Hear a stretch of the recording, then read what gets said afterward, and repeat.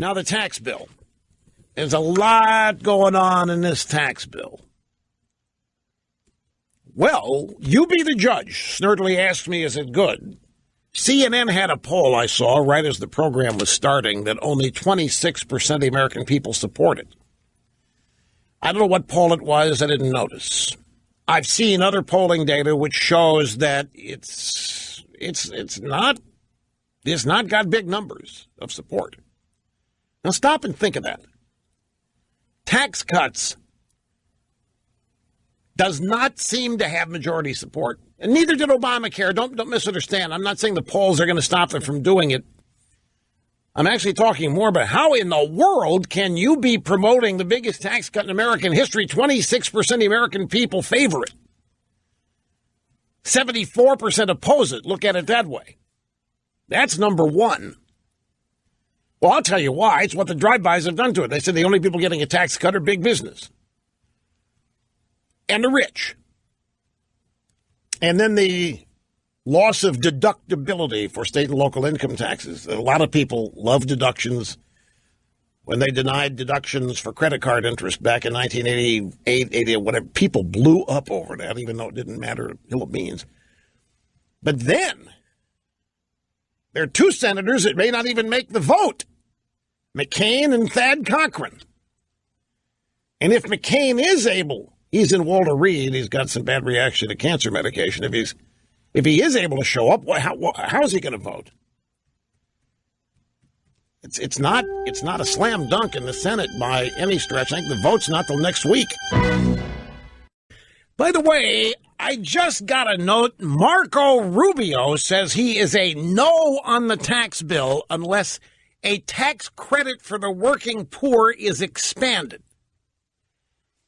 This is from thehill.com. So while everybody's wondering whether or not McCain will be able to show up and whether Thad Cochran will be able to show up, Marco Rubio pops up and says he's a no on this thing unless they expand the tax credit for the working poor. Okay. All right.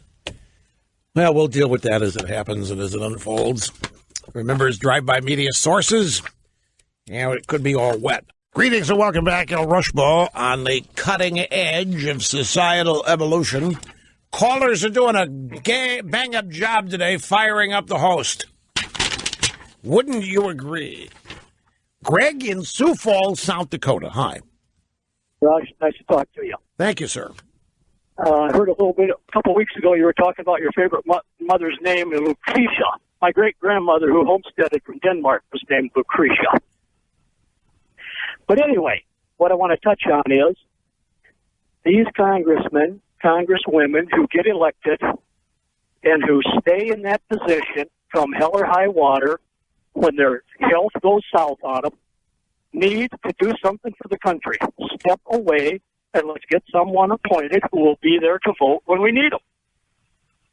Oh, I see what you're talking about. McCain. You're talking about Thad Cochran. Yeah, this is going to narrow the margins. If McCain can't vote, look at right now, we got Corker and Rubio are voting no on the tax bill. That means if there's one more no, this thing doesn't have a prayer. Corker's going to vote no just because Trump's Trump. Rubio's holding out for an expanded child tax credit. McCain is at Walter Reed being treated for the reaction to cancer medication. And Thad Cochran, well, Thad Cochran. Now, it's thought that both of those people are for the tax bill. With McCain, you never know. So it's a toss-up.